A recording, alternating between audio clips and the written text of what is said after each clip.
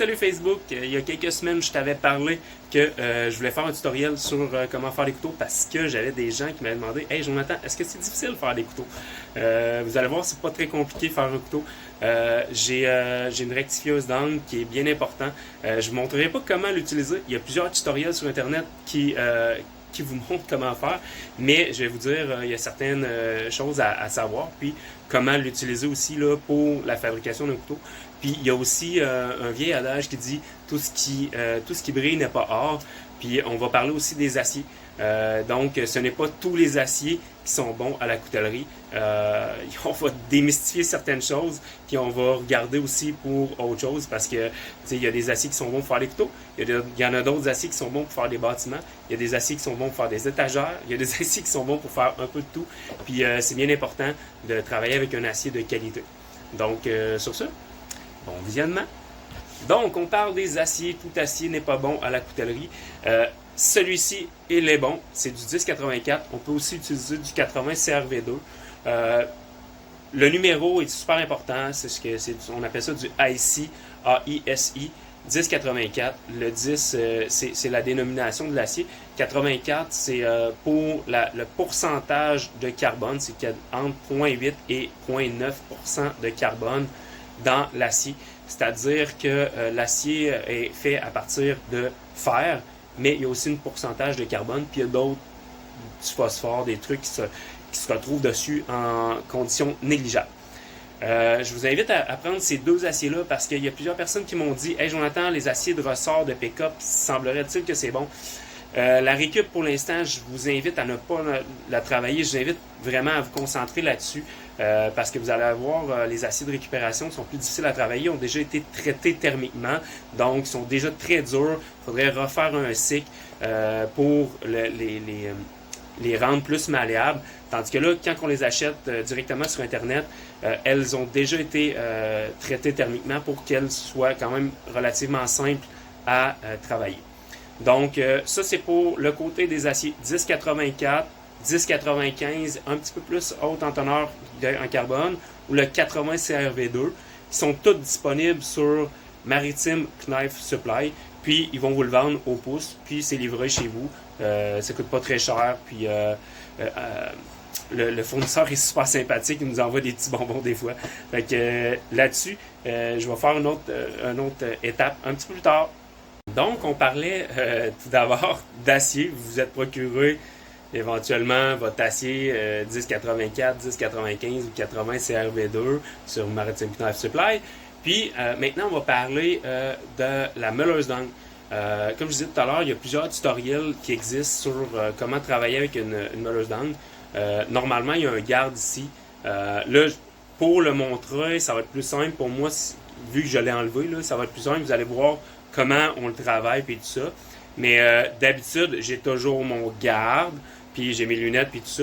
Mais c'est vraiment important d'avoir le garde parce que, sérieusement, il y a des éclats, on ne sait jamais où est-ce que ça vient. Puis en plus, ça va vous protéger les doigts s'il y a quelque chose, s'il y a une mauvaise fonctionnalité. C'est sûr que ça prend quand même un petit peu de technique pour ça. Ceux qui n'ont jamais travaillé sur la construction ou avec ce genre d'outils-là, je vous conseille fortement là, de vous pratiquer plusieurs minutes sur des morceaux à couper tranquillement. Peut-être pas nécessairement sur votre morceau de 1084, mais de d'autres choses. Ça va vous prendre aussi des cutting wheels, des disques abrasifs pour couper. Ça sert vraiment à trancher.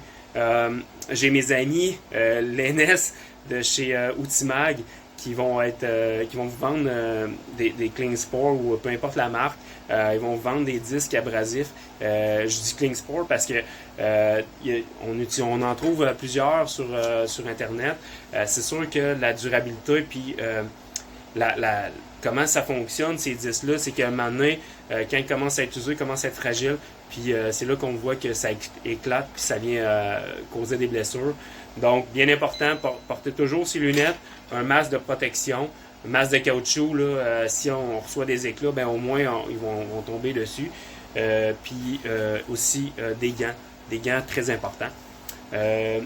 Vous allez voir aussi, là j'ai plugué mes amis de chez Outimag, mais moi je me suis procuré, au début, je me suis procuré ça, qui est des disques abrasifs. Pour faire du stock removal, c'est vraiment le fun parce qu'on a vraiment tout sortes de types d'abrasifs. J'ai pris ça chez Canadian Tire en spécial pour ne pas les nommer. Qu'est-ce qui est bien, c'est qu'on a différents types de graines. Puis, ben, tu sais, c'est quand même pas très cher. Là. Ça, ce kit-là, il est vraiment pas cher. C'est sûr que, tu sais, au niveau de l'usure, ça use rapidement. Fait que, si on veut de quoi d'un peu plus de qualité, ben, je vous dirais peut-être d'aller magasiner ailleurs. Mais sinon, ça fait super bien la job là, pour savoir si vous aimez ça. Encore au niveau matériel de protection, je vous parlais tout à l'heure du masque. C'est un masque là, en caoutchouc que j'ai pris chez Ultimag. Sérieusement, des petites cartouches comme ça, si vous voulez souder éventuellement, il y a des cartouches qui s'enlèvent, qui se remettent, ça s'enlève super bien. Puis bien important, là, des lunettes de protection. Moi, j'utilise, eux autres, là, ils ont une espèce de petit caoutchouc dedans. Ça empêche les éclats, puis différentes choses de passer. Le vent aussi, ça irrite moins les yeux. Mais ces deux appareils-là, regardez, là, ça couvre quasiment tout. Ça couvre tout le visage. Fait que s'il y a quelque chose ben, que vous recevez parce que votre disque abrasif est usé ou vous faites un mauvais mouvement puis ça éclate, ben, au moins vous allez être protégé. Bien important, ces deux appareils-là, si vous voulez faire des couteaux, ça vous les prend. Automatique, il n'y a pas de demi-mesure, c'est ça en premier. Donc là, vous avez votre acier, vous avez votre meuleuse d'angle. Ça fait une semaine que vous avez écouté le tutoriel. Vous avez dit, ah, je vais recommencer à faire un couteau. Puis là, pendant cette semaine-là, vous allez en profiter pour regarder différents types de modèles de couteaux qui vous plairaient. Bien important, les modèles doivent entrer dans votre type d'acier. C'est-à-dire, si vous avez pris du 2 pouces, il ne faut pas que votre lame dépasse 2 pouces de large parce que on viendra pas, ce n'est pas un cours où est-ce qu'on va étendre la matière par chauffer puis forger. C'est pas vraiment un cours, c'est un tutoriel. Fait que ce cours-là, il y a plein de gens qui en donnent. Moi, c'est vraiment un tutoriel sur comment on fait du stock removal. On prend un acier qui est déjà fait pour ça, qui est déjà fait pour se faire travailler. Puis là, vous allez avoir trouvé votre modèle de couteau. Moi, j'avais un vieux modèle que j'ai fait en 2024. C'est un modèle de couteau de chasse. En fait, ça fait 1 an et demi que je fais des couteaux. Mais j'avais fait un modèle de couteau de chasse. Là. Je pense que je l'ai sur le mur là. Il est comme penché là, juste ici. On va le regarder. Là. C'est vraiment un modèle bien basique qu'on vient mettre ici. Il ne faut absolument pas qu'il dépasse le 2 pouces. Donc, regardez, là, ici, il rentre. Éventuellement, on va le tracer. Donc, c'est ça. Il y en a sur Internet où on voit, là, il est peinture. J'ai fait ça avec des feuilles de cartable bien basiques. Je me suis fait un modèle, je regardais, je le trouvais beau. Fait que, non, c'est ça. Ça va être quand même assez simple. Je vous dirais que je vais le tracer avec mon gros Sharpie. Puis, je vais vous montrer ça par la suite. Salut! Si vous n'avez pas d'étau, regardez là un petit concept super simple. On vient prendre une C-clamp, c'est une serre en C. On vient bien positionner notre couteau. Là, moi, j'ai un atelier, fait qu'éventuellement, je vais le mettre dans l'étau. Cependant, si vous avez une table à l'extérieur ou quoi que ce soit, un tréteau ou n'importe quoi, vous pouvez l'installer comme ça. Moi, je commence toujours par le côté de la pointe parce que éventuellement, je vais revenir ici. Mais c'est un petit peu plus simple. Puis on n'ira pas couper comme en rond, là. On va vraiment couper. Eux autres, c'est pas si pire, là, les angles pas trop grandes, on peut y aller en rond. Mais je vous dirais là, que les petits trucs comme ça, là, les petits ronds assez précis, je vais y aller dans l'autre sens. Éventuellement, là, dans mon étau, là, je vais vous montrer, là, ça va être en accéléré. Mais après, en fait, on vient faire le gros de la job, on vient faire au zip cut, comme je vous montrais. Puis éventuellement, on va avoir un autre meule là, qui est une meule un petit peu plus large qui va venir nous aider là, à plus poncer ça. Puis éventuellement, on va utiliser d'autres meules. Fait que je vous montre ça, ça va bien long.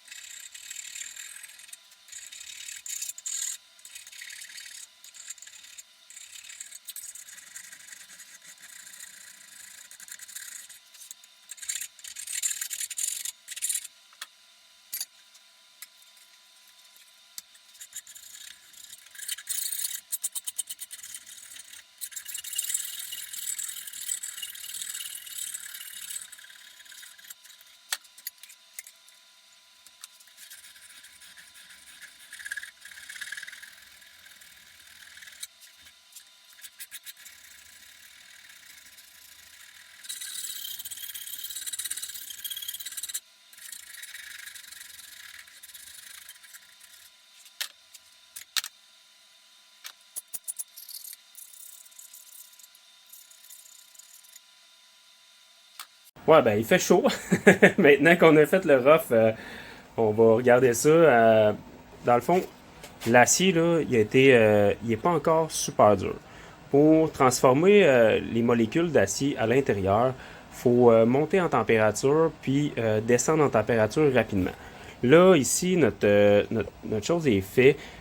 Moi, maintenant, je le fais plus comme ça. Je vous ai montré la technique quand même assez rapide. C'est sûr que c'est rough, là. C'est vraiment rough comme finition.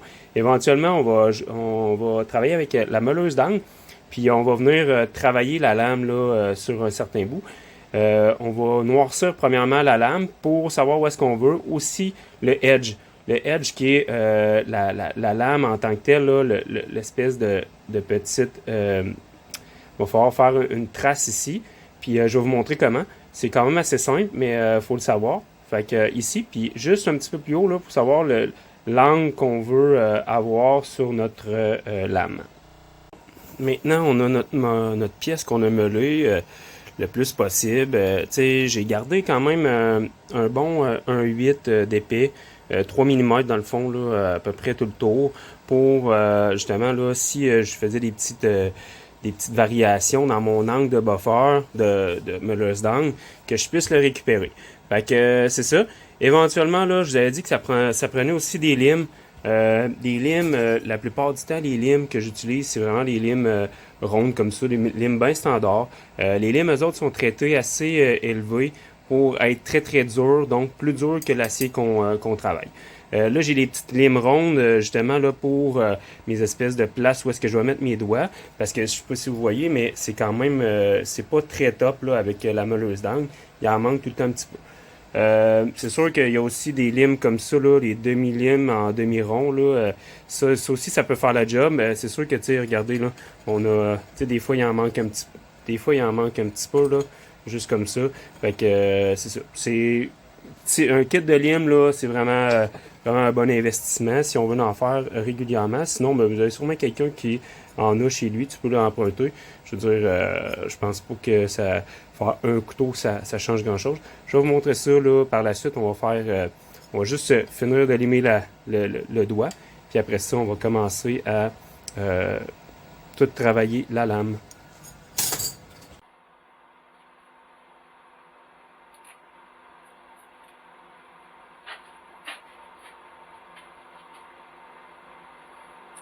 J'ai décidé de mettre à peu près une espèce d'angle de 3/4 de pouce euh, qui va venir dans le fond,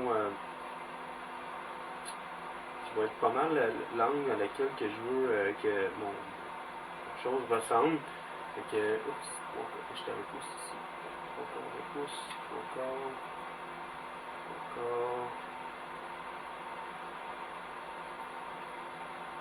Vous voyez là, je suis vraiment l'angle de la lame.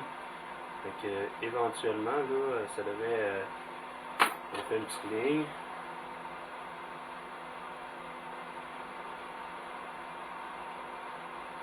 C'est la ligne qu'on va se servir en fait là pour donner un angle à notre lame. Comme ça. On répète la même chose de l'autre côté.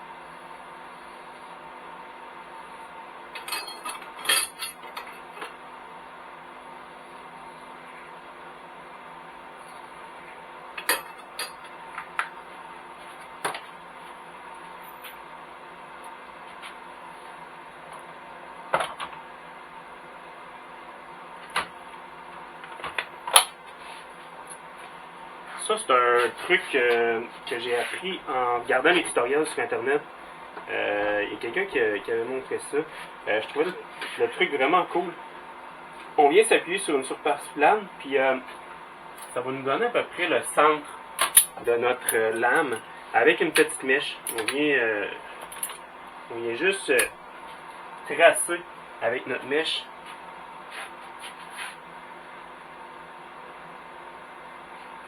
On vient juste tracer avec notre mèche de chaque côté. Il faut absolument qu'on ait une surface plane, par exemple. Regarde, là, je suis sur un morceau de métal qui est très plat. Puis il faut qu'il y ait aussi un petit peu d'appui là, pour qu'on voit vraiment là, la trace sur le morceau.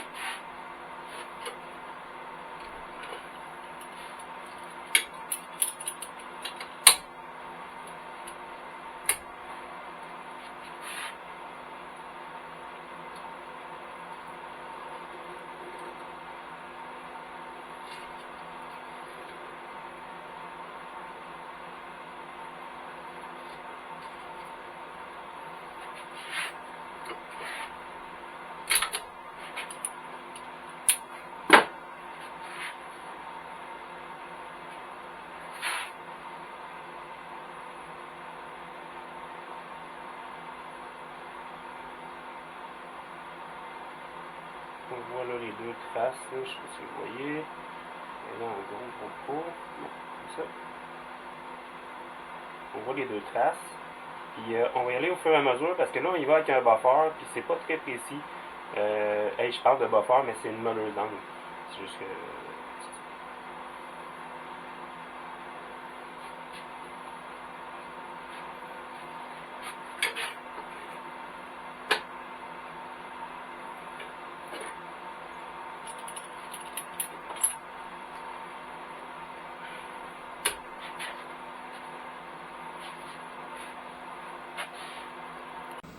On voit là les deux traces, là, je sais pas si vous voyez. Elle est en gros. Non, comme ça. On voit les deux traces. Puis on va y aller au fur et à mesure parce que là, on y va avec un buffer, puis c'est pas très précis. Je parle de buffer, mais c'est une meuleuse d'angle. C'est juste que. C'est ça.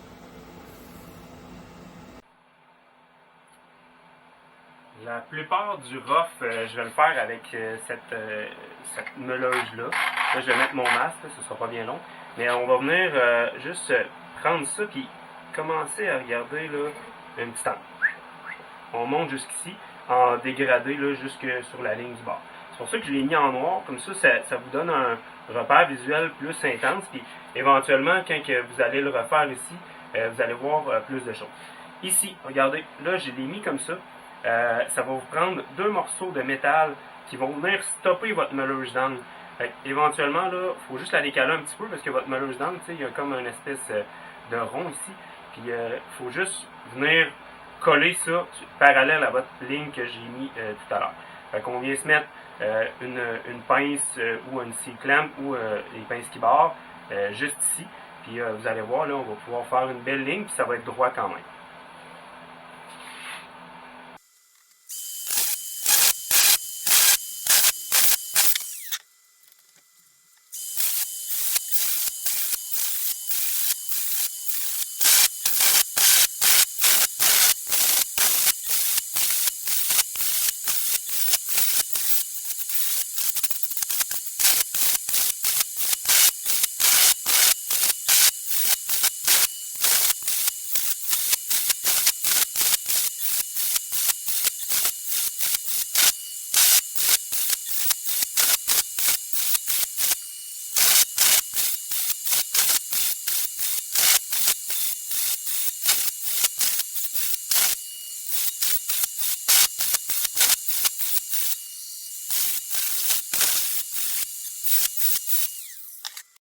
Bien important, là, vous avez vu, là, j'ai été tranquillement au fur et à mesure pour avoir mon edge. Trouver deux, trois petites ébavures au bout. C'est sûr que ça fait un méchant bout de temps que j'ai pas fait ça comme ça. En fait, j'ai fait mes premiers couteaux de cette façon-là, avec les tutoriels que j'avais, puis tout ça. Donc, c'est pas mal ça. On fait ça de chaque côté. Puis après ça, là, vous voyez la ligne que dans le centre, là, éventuellement, on va juste travailler avec une autre meule. Celle-là était très rough, était très... c'est ça, c'était coarse. Donc, je sais pas si on le voit.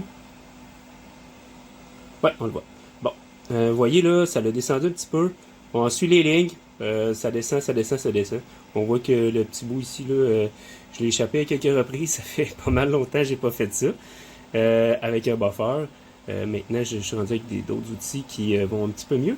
Mais pour le tutoriel aujourd'hui, je vous le montre comment on est capable de le faire rapidement. Éventuellement, on va utiliser une autre meule. Celle-là étant très rough. On parle de grains assez élevés. Donc, éventuellement, là, un petit peu plus loin, on va y aller. Pour faire surtout la finition, l'espèce de ligne entre les deux lignes qu'on voit tantôt, là, je vais vous montrer ça. Ouais, comme je vous disais tout à l'heure, regardez là, on a toutes les petites lignes là, on est arrivé, on a vu tout ce qu'on avait, on a tout enlevé, on voit quasiment plus les petites lignes. On a quand même deux lignes qui sont parallèles, il faut l'enlever le plus en longueur possible. Je sais pas si vous avez vu, je suis parti d'un coin, puis je suis allé vers l'autre côté pour avoir tout le temps des lignes tout le temps à droite et non faire des petits ronds pour pas qu'on ait des petites bosses. Je sais pas si vous voyez là, on voit les lignes là, juste ici. Je trouve que c'est important de montrer comment travailler un petit peu là-dessus parce qu'éventuellement, si vous avez trop de bosses, ça va être vraiment plus difficile pour maintenir votre ligne droite de edge de couple. Fait que là, c'est comme je vous disais tout à l'heure, j'aime beaucoup ces pads-là, ces kits-là qui sont vraiment pas chers parce qu'on peut commencer, admettons, avec du 80 pour qu'éventuellement, là, on voit les petites imperfections là, de la grosse meule qui était très rigide, là, celle-là. On vient l'atténuer. Et en même temps, on vient enlever de la matière un petit peu. Fait que notre ligne ici, là, qu'on voyait tout à l'heure, là, elle va s'amincir tranquillement. Puis jusqu'à temps qu'on ait une belle finition là, du 240, là, 120 ou 240 ici. On va peut-être donner un petit coup de poli ici. Là. Puis qu'est-ce qui est bien avec ça, c'est qu'il y a des pads à poncer. C'est vraiment intéressant. Fait que je vais vous montrer ça. Là. Je vais mettre la caméra, je vais vous montrer un peu là, comment je fais de ce côté-là. Bon, j'ai fait une partie avec le 80. Là, je m'apprête à faire le 120. On voit que le grain a bougé pas mal. Fait que je vais faire un petit côté encore au 80. Puis regardez la ligne, ça fine tranquillement. C'est pour ça qu'il faut vraiment y aller en étapes. Éventuellement, on enlève la matière à chaque fois. Fait que la ligne va se faire toute seule. Puis il faut vraiment passer là, partir de là jusque là-bas, de là jusque là-bas, de là jusque là-bas. Puis tout le temps faire les mêmes mouvements. Éventuellement, là, ça enlève la matière pas mal égale.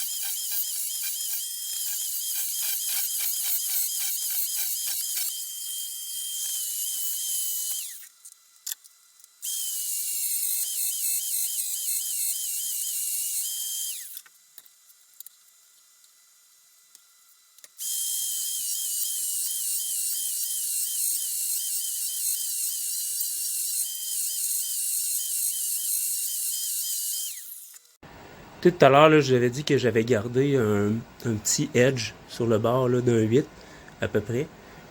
Éventuellement, là, quand on fait la pointe à Muller's Down, c'est sûr que ça apparaît là, des choses comme ça, des petites erreurs. Fait, le fait de garder un petit peu plus de matériel, ça va nous aider aussi à corriger tout ça. Fait qu'éventuellement, on va pouvoir ramener la pointe un petit peu, changer un petit peu le dos de la lame, le dos qu'on voit ici. Là. Fait que, en la corrigeant, on va pouvoir venir chercher la pointe. puis faire de quoi de mieux. Mais comme je vous disais, là, regardez, là, on a enlevé encore la matière, ça s'en va quand même assez droit, puis là, j'ai fait la passe à 80. Fait qu'on va faire la passe maintenant à 120, puis après ça, 240. On voit là vraiment le edge qui est apparu.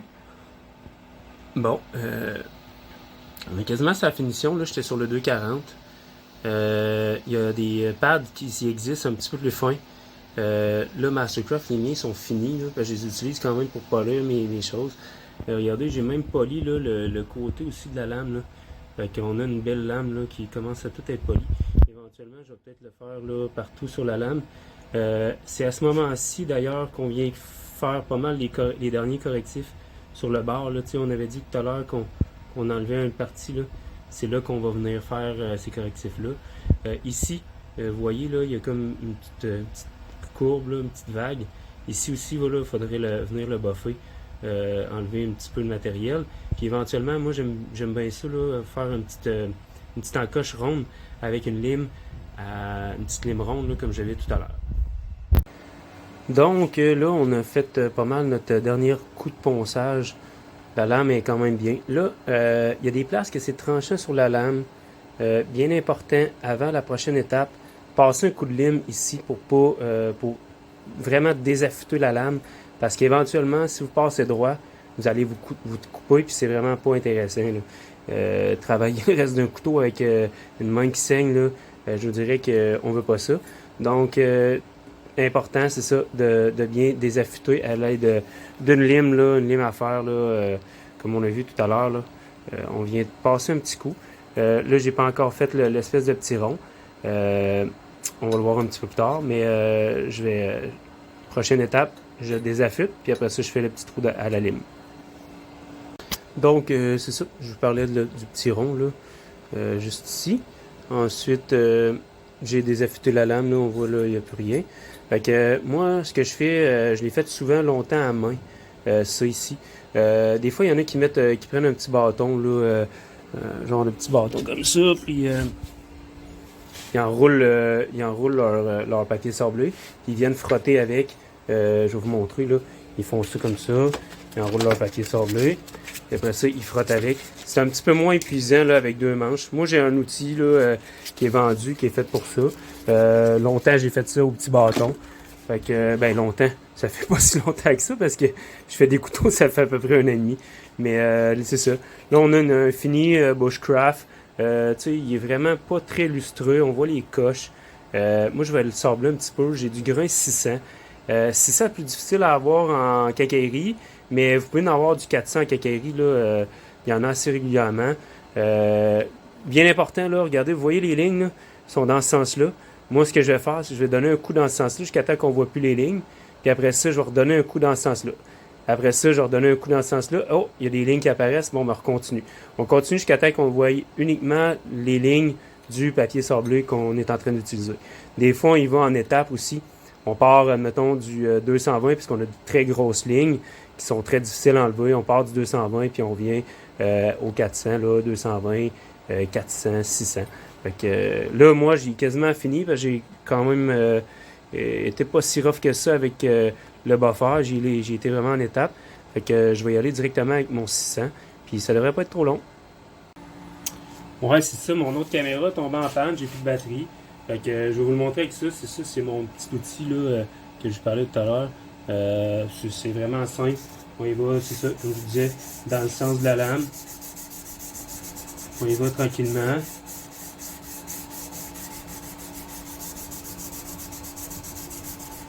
On voit apparaître les cratères les plus profonds. C'est sûr que nous autres, ce qu'on veut, c'est d'enlever le plus possible, que la lame soit le plus poli possible. C'est sûr que on fait du bushcraft. Là. Du bushcraft, c'est du chose de brousse avec très peu d'éléments. C'est sûr que d'arriver avec un résultat professionnel, ça risque d'être assez difficile. Je veux dire, on n'arrivera pas avec un couteau comme en quincaillerie qui ont été mis dans des tumblers. C'est sûr que vous n'aurez pas ça ici. Là, c'est sûr que c'est un bon couteau. Le 1084 il rouille par contre, c'est un acier qui rouille. C'est un acier à haute teneur en carbone, on le disait là, dans l'introduction. C'est sûr que ce genre de choses-là, on apprend beaucoup sur le tas. Là, je veux dire, comment utiliser un buffer avant de ne plus faire d'erreurs, ça risque de prendre un certain temps. Qu'est-ce qui est le fun, c'est que le 1084 est vraiment pas trop dispendieux. Éventuellement, vous pouvez en commander plusieurs. Puis en plus, là, je parlais de Maritime Knife Supply. Eux autres, ils vous donnent, vous pouvez demander des coupes spéciales. Fait que vous dites, ben moi, le type de couteau que je veux faire, il y a 10 pouces, ben vous pouvez demander seulement 10 pouces. Ils vont vous couper ça 10 pouces, ils vont vous le shipper direct. Fait que c'est intéressant quand même pour ça. J'ai vérifié plusieurs sites internet pour voir qui était vraiment les moins chers. Je vous dirais que Maritime Knife Supply se démarque vraiment. Ça arrive très rapidement en plus. Je commande une fois de temps en temps. Comme vous voyez, mon atelier est quand même bourré d'outils qui se trouvent sur leur site. Mais sérieusement, très bon site. Lawrence, le propriétaire, est très sympathique. S'il y a une erreur, maintenant, il avait fait une petite erreur sur un colis. J'ai dit, ben là, je peux vous le retourner. Il a dit, non, on vous l'envoie, ce que vous avez commandé tout de suite. C'était quand même assez dispendieux. Fait que, je vous dirais là, qu'ils sont vraiment là, top-notch. Puis, on encourage aussi, c'est canadien, ça vient des maritimes. Sérieusement, j'ai rien à dire sur la compagnie Maritime Knife Supply. J'ai mis ça un peu redneck, là. On est en train de faire du redneck, ça me donne des idées. J'ai mis mon sel dans l'autre étau avec mes rabeurs que je me sers justement là, pour ma finition. Là, on voit, là, regardez, là, les traces les lignes ont presque disparu. Là, je suis au 600. Éventuellement, là, je vais peut-être en faire un petit peu ici là, pour enlever les marques, tout rendre ça poli. Puis là, après ça, on va s'attaquer aux manches. Vous voyez, là, le manche, on n'a rien fait dessus. Éventuellement, il va falloir peut-être mettre des petits rivets. Ou je sais qu'il y en a qui mettent seulement de la colle, prennent du bois puis mettent de la colle. J'aime beaucoup le fait d'avoir des rivets. Je vais vous expliquer pourquoi tantôt.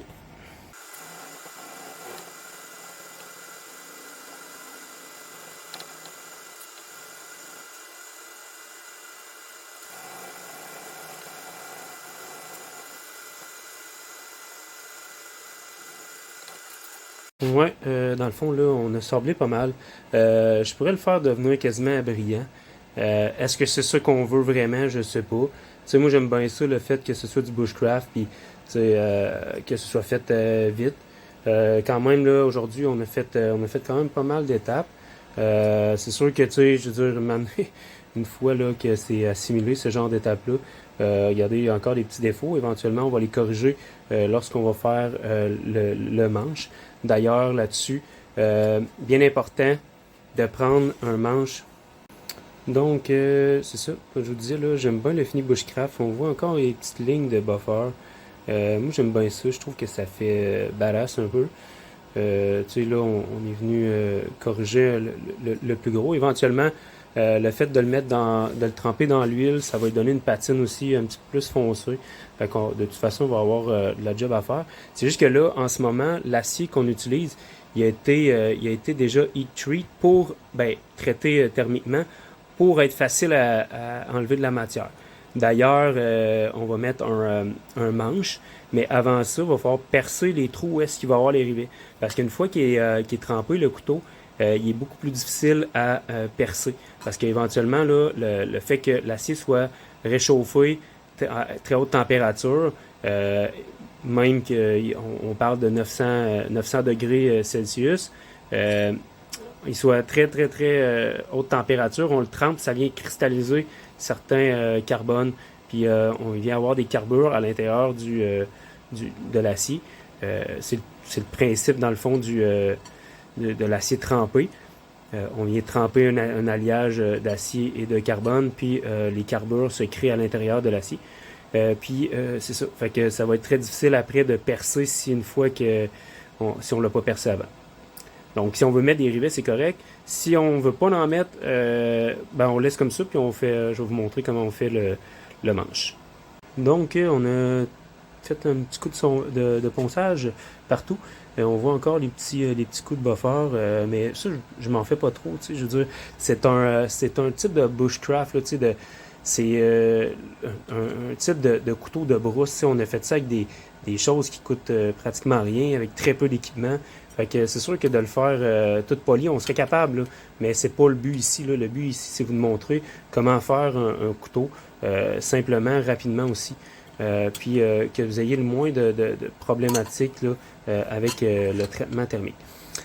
Ici, on va mettre un manche sur le couteau.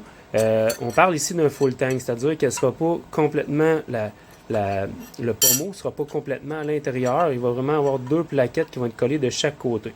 Ces plaquettes-là, ça va être le manche. Puis normalement, moi j'aime beaucoup mettre des rivets. Il y en a qui n'en mettent pas. Je vous dirais que c'est une question de choix. Ceux qui n'en mettent pas, par contre, il faut qu'ils prépercent des trous pour que la colle adhère bien. La seule chose, c'est que éventuellement, si vous ne mettez pas de rivet, ben ça se peut que ça décolle. Avec la chaleur, etc., là, ça se peut que ça décolle. Fait que c'est pas mal ça. Moi, je vais le percer tout de suite parce que si on le trempe avant, l'acier, lui, il va devenir extrêmement dur. C'est le principe du trempage. On monte la température d'un acier carbone. Et après ça, en le trempant dans l'huile, il vient se cristalliser. Ben, se cristalliser. C'est un bien grand mot, là, mais pour le principe actuellement, on va dire ça comme ça. On vient créer un acier qui est très, très dur. Puis c'est ça. Fait que c'est beaucoup mieux de le percer tout de suite. Éventuellement, là, une fois qu'il va être percé, je vais vous le montrer. Lorsqu'on veut percer aussi, là, vous allez voir, là, avec une mèche à métaux, ça le fait super bien. La seule chose, c'est que des fois, c'est difficile de s'enligner. Fait que si vous voulez faire une marque là, directement, où vous voulez avoir votre rivet, ben, faites une petite marque, puis après ça, prenez un clou à béton. Ils sont déjà traités thermiquement, justement, pour résister à des grands chocs, puis c'est quand même très raide un clou à béton. C'est plus raide qu'un clou standard. Fait qu'en faisant une petite marque comme ça, là, je vais vous le montrer, là, mais en faisant une petite marque, ça va tracer là, une marque, puis que vous allez pouvoir percer directement sur cette marque-là. Donc maintenant, j'ai mes trous percés, puis j'ai fait des petits trous justement là, pour que la colle puisse adhérer plus facilement. Vous voyez, là, de chaque côté, là, on le voit très bien. J'ai aussi pris le temps de marquer mon couteau sur une feuille de papier pour essayer de voir comment est-ce que je ferais mon manche. Est-ce que mon manche, est-ce que je donne des formes spéciales? Est-ce que je mets plusieurs couches? Là, on va y aller vraiment à bushcraft. On va y aller vraiment avec des plaquettes comme ça que j'ai déjà fait. Regardez, là, la ligne du bois, là, elle s'en va dans ce sens-là. Bien important de ne pas utiliser du bois qui est coupé dans l'autre sens. Parce qu'il est beaucoup plus faible. Là. Regardez, là, je vais le casser celui-là, là, mais beaucoup plus faible. En tout cas, regardez, le grain du bois se casse beaucoup plus facilement. Fait que, tandis que celui-là, là, je peux fesser avec. Là, il est très, très, très, très, très solide. J'utilise aussi du bois franc. Ça, c'est de l'érable. J'utilise quasiment juste de l'érable parce que j'ai juste ça. Mais sans joke, j'ai eu accès à une batch de bois qui était vraiment pas cher en érable. Fait que je fais beaucoup mon bois stabilisé en érable. Ça, c'est le même morceau. Je vais m'en servir pour faire les plaquettes du couteau. Puis c'est sûr que là, je vais l'essayer. C'est sûr que les plaquettes, il faut qu'ils soient de la même grandeur, il faut qu'ils dépassent le couteau. Fait qu'éventuellement, là, vu qu'on l'a tracé, on va le découper. Puis on va s'en servir pour marquer les plaquettes de bois. Un peu le même principe qu'au début, on vient le marquer. Là, vous voyez là, la petite ligne que j'ai faite, là, ça va être le chanfrein, ça va être super joli. Fait que c'est ça, c'est un chanfrein, c'est une coupe au 45. Fait que je vais le marquer avec mon feutre tout le tour et je vais vous montrer ça par la suite. Ouais, là, j'ai tracé mon morceau. Après ça, je prends une lime de maréchal. En fait, c'est une lime pour le bois. Ça fait vraiment le rough. On va venir tracer. C'est sûr qu'il ne faut pas se rendre jusqu'au bois parce que même si on s'est laissé un petit peu de jeu avec les deux pochoirs tout à l'heure, c'est sûr que là, avec ça, je veux dire, on en fait une bonne partie, ça arrache beaucoup de choses, mais il y a quand même assez d'ouvrage là-dessus. Là. Moi, c'est sûr que je vais commencer, je vais vous le montrer, mais j'ai quand même une ponceuse à bande qui va me permettre de craquer ça un peu plus rapidement.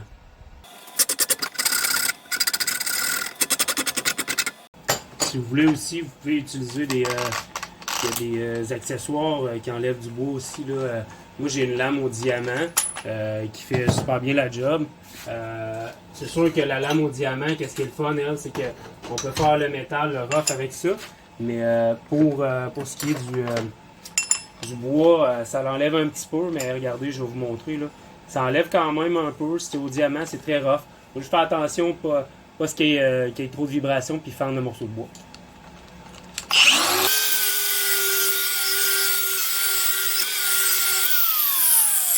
Donc, vous voyez le principe, là, je vous le montre un peu comme ça.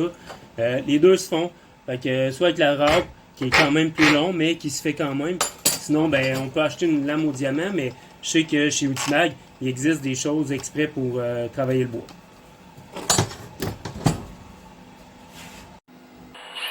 Donc, là, j'ai fait le rough d'un seul côté, parce qu'éventuellement, là, il va falloir l'amincir. Là, je fais juste regarder où est-ce qu'on en est. Ok, juste ici, parfait. On arrive, on est clutch, on a un petit peu de jeu tout le tour, c'est parfait. Fait qu'éventuellement, on va venir percer nos rivets. Puis après ça, on va coller tout ça. Puis je vais vous montrer pourquoi on perce tout de suite les rivets. Oui, j'avais parlé que je commençais par percer les trous sur mon morceau. Éventuellement, là, on va venir percer les autres trous. Puis on va commencer par mettre les rivets directement dedans. On en met un, tu sais, mon premier trou est là. On s'assure qu'il entre bien dedans. Là. Puis après ça, on va faire les autres. Oups, excusez-moi. Comme ça.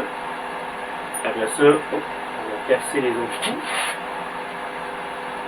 Il faut s'assurer aussi que on ne dépasse pas de chaque côté, c'est bon. Et voilà, on perce. Donc maintenant, on a notre couteau qu'on a assemblé, on a mis les pins, on a mis tout ça. On a une petite affaire plus de jeu, c'est ce qu'on voulait. Donc c'est ça. Éventuellement, il va y avoir un chanfrein, on va l'amincer aussi. Je vais vous montrer ça bientôt. Maintenant, on va tremper notre acier.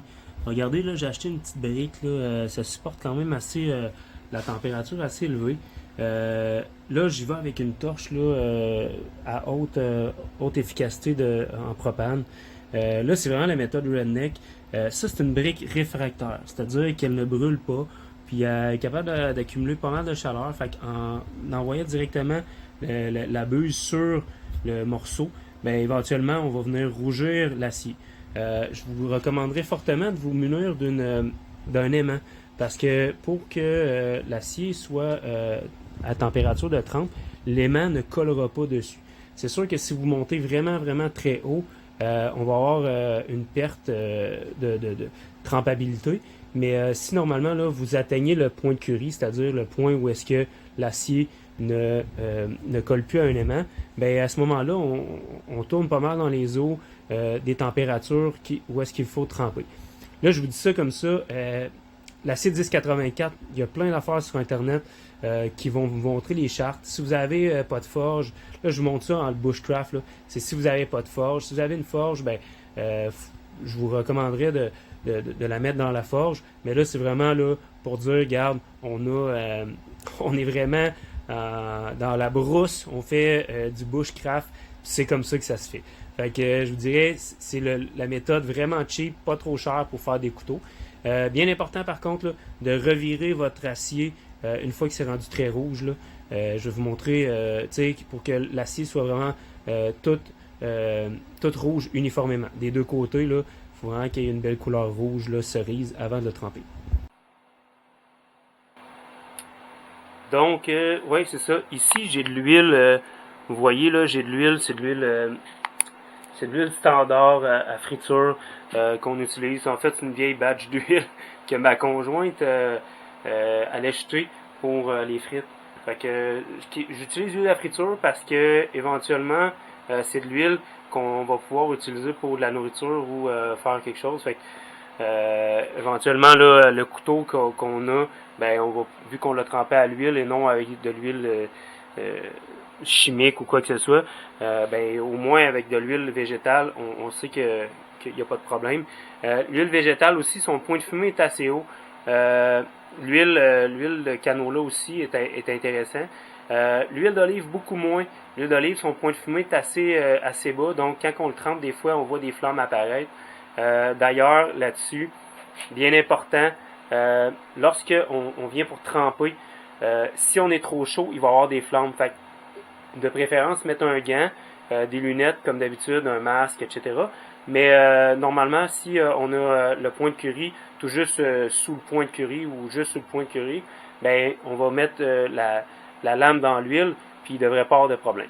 Donc, comme je vous disais, je vais faire un petit trempage redneck aujourd'hui. C'est pas mal ça. Je vous laisse regarder ça. Je vais prendre mon gant parce que c'est important. Les protections, j'ai mes lunettes.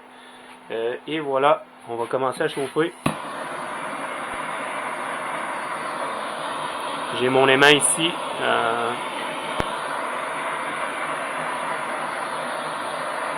Oh, j'allais oublier ma pince qui barre.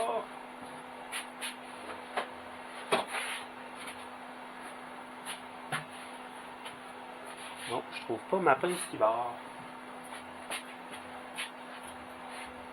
Trouvé.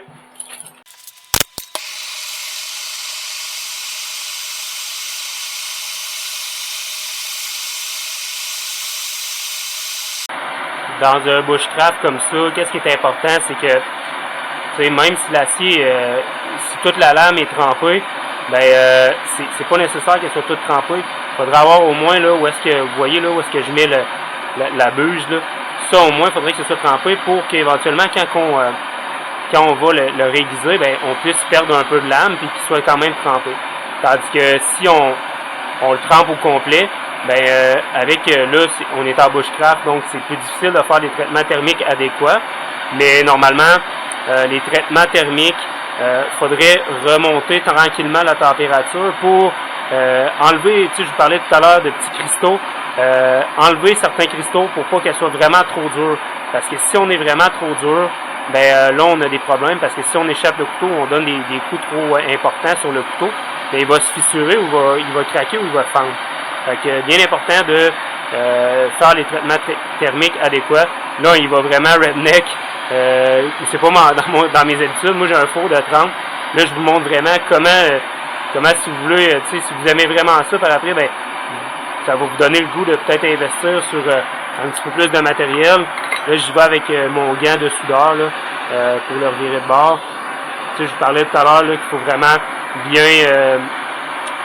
que la lame soit chauffée de façon adéquate. C'est ce qu'on vient faire ici. La petite brique que vous voyez, ça se vend chez Canac, Home Depot, Rona, ils en ont tous. C'est des briques à feu. C'est sûr qu'il y en a qui sont meilleurs que d'autres. Pour ce que vous en faites aujourd'hui, je pense qu'il ne devrait pas avoir trop de problème d'utiliser une brique pas trop dispendieuse. C'est pas mal ça. On voit là que ça commence à rougir un peu. Je disais c'est bien important de rougir des deux côtés parce qu'éventuellement si on refroidit, il y a un côté qui est plus chaud, il va se refroidir plus rapidement, il va peut-être courber là, la lame. Bien important là, de faire ça comme il faut. Là c'est vraiment redneck, on voit que ça commence à rougir pas mal. Je vais laisser la buse un petit peu plus longtemps de ce côté-ci parce que j'ai l'impression que c'est plus difficile à chauffer puisqu'il y a plus de matière.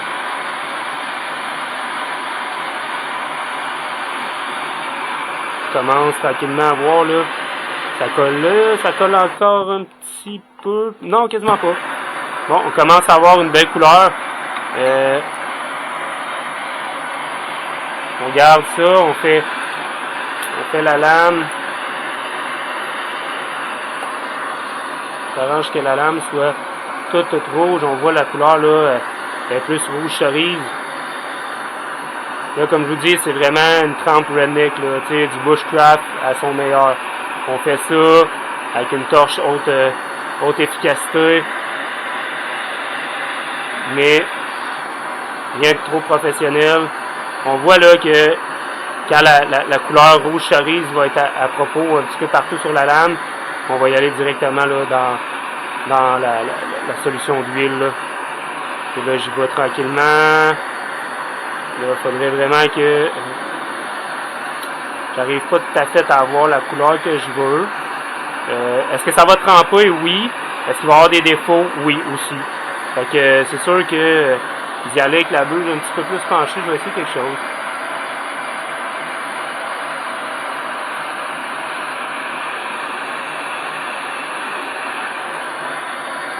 Ah, ça marche pas tant que ça. On va essayer d'autre chose.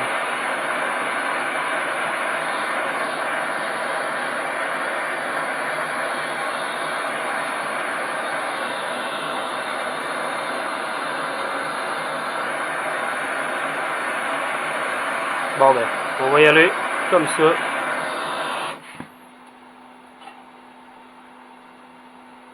Good.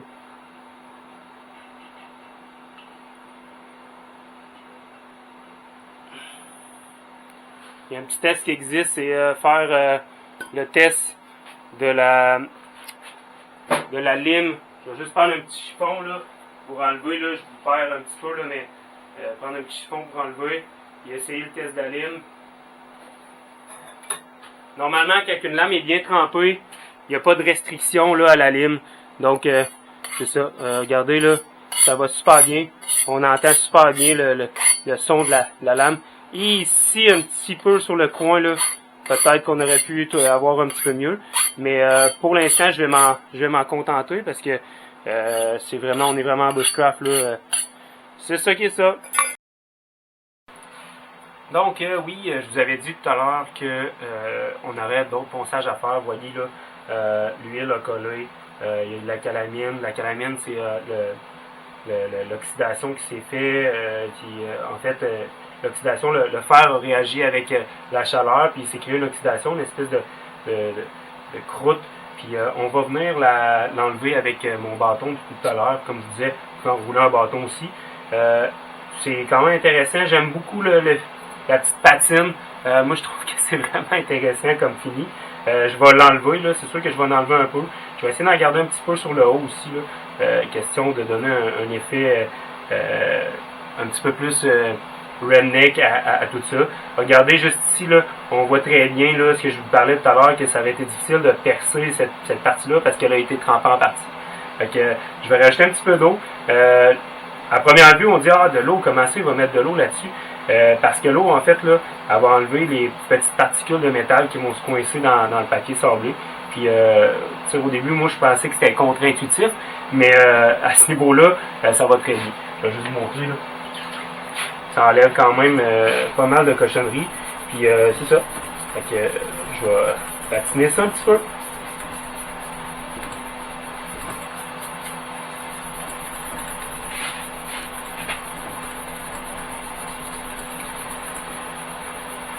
Ça, c'est le fun. Pour vrai, tu sais, on a beau dire ce qu'on veut, j'ai une job qui est quand même assez intellectuelle, dans le sens que je pense toujours à mes dossiers, qu'est-ce qu'on pourrait faire pour améliorer la publicité, etc. Le suivi des dossiers, qu'est-ce qui s'est passé, comment les gens vont réagir, etc. Comment ça fonctionne, est-ce que les gens sont découragés. Fait que c'est sûr que quand j'arrive ici, là, c'est très, tu sais, oui, c'est important que je le fasse, ce processus-là, mais ça me permet de me décontracter un petit peu, puis tu sais, il y a des gens qui font ça autrement, tu sais, ils prennent une petite bière une fois de temps en temps. Moi, c'est mon vie, fait que j'aime beaucoup ça. C'est relatif à tout le monde. Tout le monde a leur petit hobby, je pense. Il y en a qui aiment la pêche.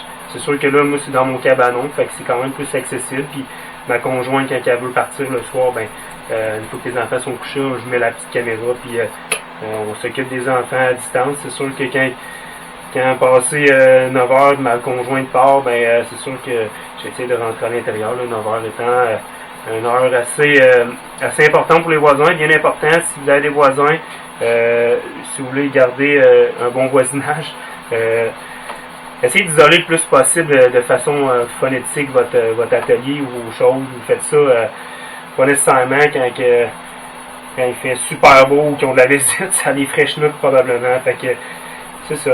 Regardez, là, ça s'en vient bien. On va mettre un petit peu d'eau. Les voisins, c'est bien important. Avoir des bonnes relations avec ses voisins. Là, j'ai tout isolé mon atelier, justement, phonétiquement. Puis en plus, on entend encore.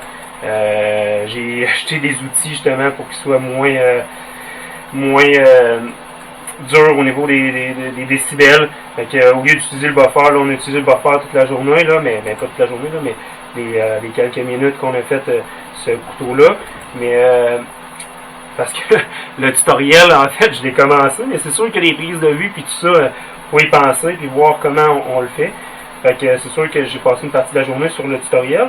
Mais non, c'est ça, les voisins, c'est super important. Puis si un jour vous aimez vraiment ça, il y a plein d'outils là, moins durs au niveau du son puis, qui existent. D'ailleurs, les ponceuses à ruban là, 2 par 72 pouces là, sont vraiment géniales. Sinon, je serais dû pour changer mon papier sablé. Mais sinon, bien important les voisins. Regardez, ça donne ça. Un petit côté semi-lustré. On peut y aller, j'ai du 1500, je pense que je vais essayer mon 1500 et je vais essayer de le faire plus rapidement. Mais on voit là que l'acier est beaucoup plus dur à travailler qu'avant. Fait que la trempe a bien réussi. On va pouvoir aiguiser ça tout à l'heure là, sur la pierre aiguisée. Ça devrait être bien. Je vais finir de l'autre côté, puis je vais éteindre la caméra. Je vais finir de l'autre côté, puis je vais vous montrer là, le reste là, pour le manche. Salut! Donc, on a maintenant notre couteau avec nos petits trous pour la colle.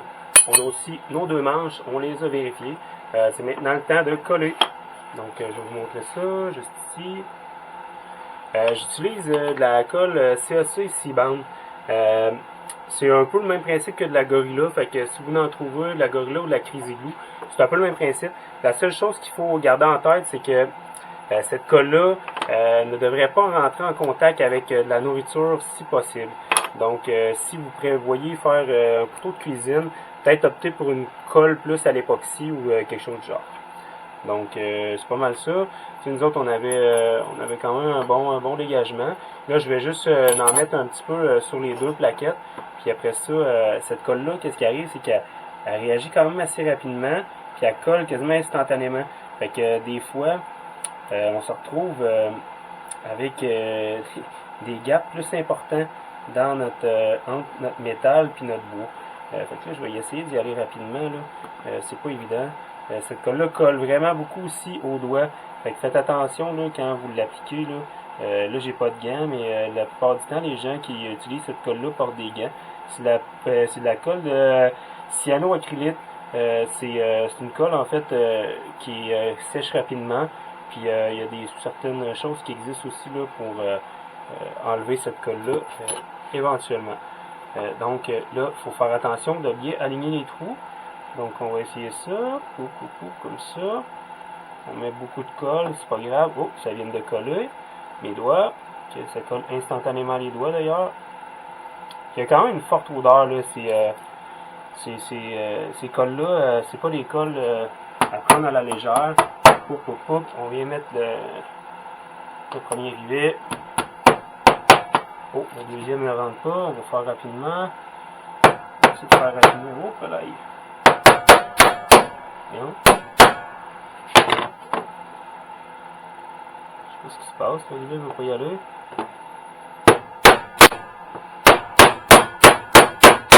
Oh, tabarnache.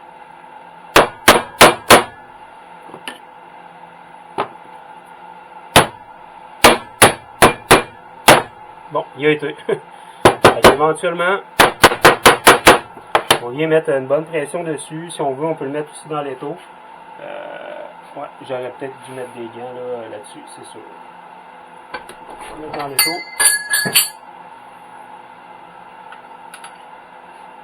Pas besoin, ça a collé. C'est rendu tout collé. Je vais mettre un petit peu de pression dessus.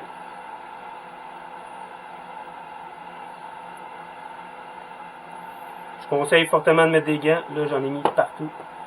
Fait que c'est pas mal ça.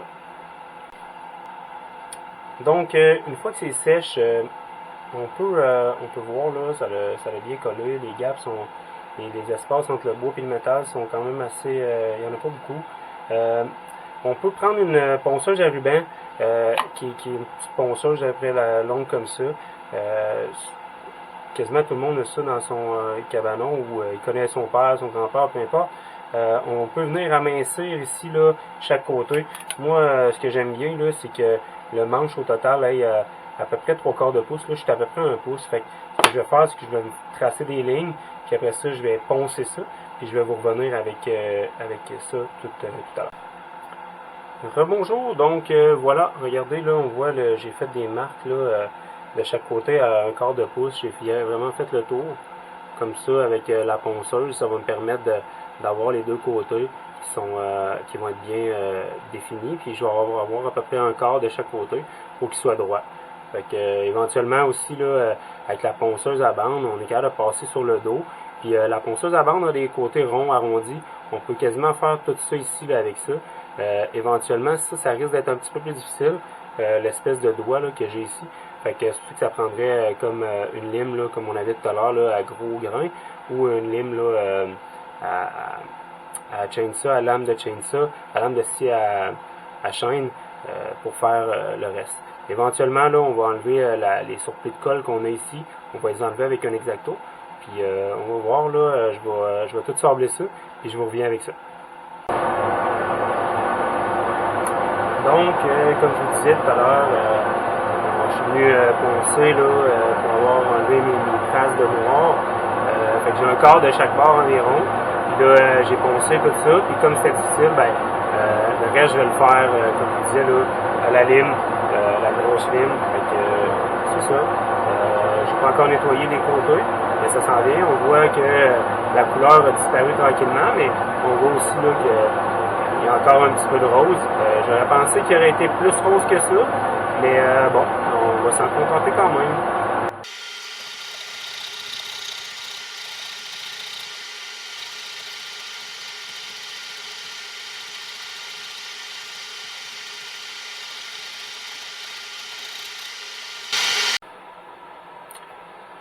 Donc, on est de retour avec notre couteau. Voici là, regardez là, j'ai fait les chanfreins, je les ai toutes faites avec la petite râpe que je vous parlais tout à l'heure. Cette râpe-là, sérieusement, ça fait vraiment la job. Puis, j'ai suivi ma courbe. C'est sûr que c'est pas parfait, surtout que la râpe, ça donne des petits coups. Éventuellement, on va venir travailler ça avec le papier sablé 400 ou 800 pour donner un effet quand même assez smooth. On voit aussi les lignes, là. Moi j'ai utilisé ma sableuse à ruban, mais je vous avais parlé là qu'il y avait des sableuses qui existaient pour faire l'espèce de petite encoche là. Je vais vous montrer ça. J'ai trouvé une photo sur internet. C'est des sableuses là, qui servent pour les patios d'habitude. Là. Les gens aiment bien ça, travailler leur patio avec ça ou les projets DIY. Puis c'est ça, là, le petit bout à l'avant, là, on voit là que le petit bout à l'avant, là, il est plus mince. Mais on est capable de faire des choses un petit peu plus intéressantes. C'est sûr que là, tu sais, on a fait ça quasiment avec pratiquement pas de matériel. Fait que là, j'ai mon chanfrein qui a été fait tout le tour. Je vais le sabler un peu parce que là, on est rough, vraiment. J'ai vu d'autres modèles sur Internet, tu sais, avec une ligne dans le centre. C'est vraiment à votre discrétion. Moi, je l'ai fait comme ça pour le petit chanfrein. Puis je trouve ça quand même relativement simple. Fait que je vais mettre ça dans l'étau, puis je vais finir ça.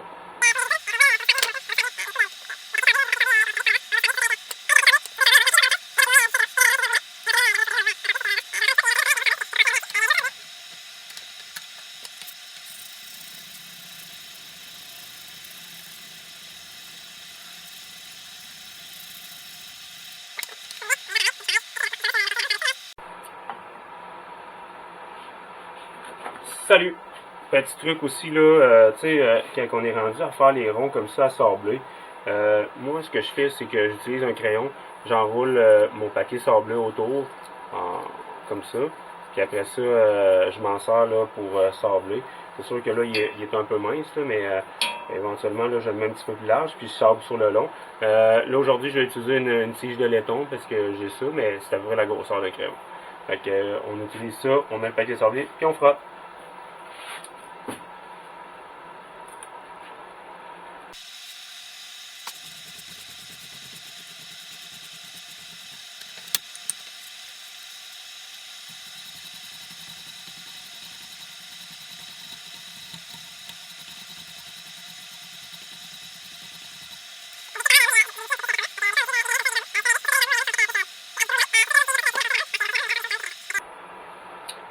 Je parlais tout à l'heure qu'il va falloir nettoyer aussi la lame.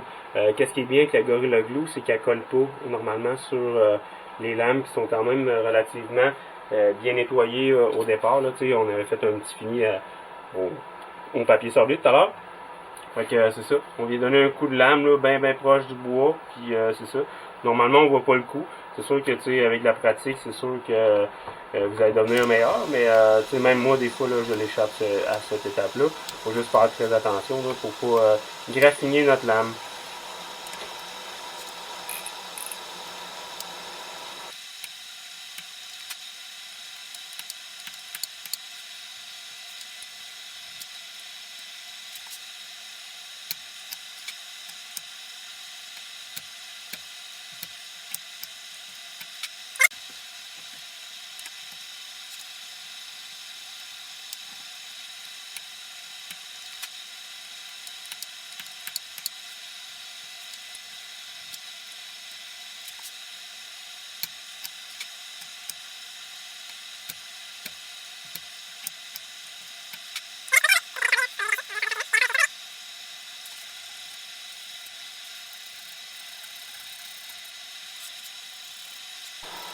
Donc, j'ai bien tout nettoyé là, les rebords. On voit ici, là, tout a été fait. Le dossier a été fait. On a fait ça vraiment. Mais j'ai fait ça quand même assez rapidement parce que on voulait avoir quelque chose de bien. Là, je vais vous montrer aussi, là, je vous avais dit là, dans les outils, il y avait certaines choses. Je vais vous parler du pad ici. C'est un pad en laine qui va servir à venir poncer vraiment les surfaces avec. Puis ça va y donner un lustre. Cependant, pour donner un lustre, ça va prendre aussi une petite pâte comme ça. Éventuellement, là, on va appliquer la pâte. Moi, j'ai de la pâte blanche parce que je l'achète en gros. Je vais vous montrer. Puis le blanc, là, versus le brun, tu sais, des fois, ça vient par colorer superficiellement le bois. Fait que, tu sais, si vous utilisez une pâte brune, ça se peut que ça teinte votre bois un peu brun. Puis éventuellement, on va voir là peut-être apparaître d'autres motifs dedans. Fait que là, moi, je n'utiliserai pas celui-là parce qu'il commence à être utilisé pas mal. J'en ai acheté d'autres, mais vous allez voir, là, le principe est le même.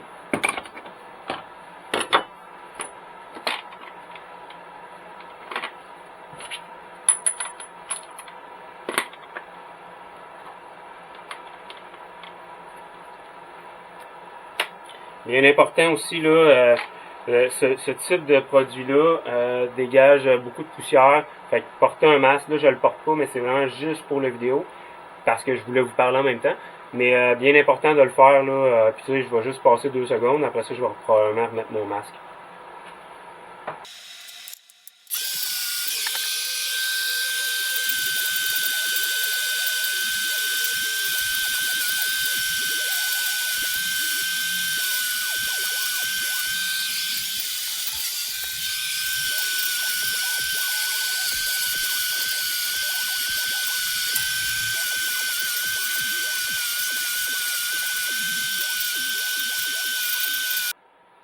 Salut! Ouais, comme je vous disais, là, c'est bien important là, de bien se positionner là, sur votre étau ou sur votre plaque ou avec votre pince en C. Moi, j'utilise ça quasiment tous les jours, un buffer. Je l'ai fait à main levée, mais bien important de le mettre appuyé, bien appuyé.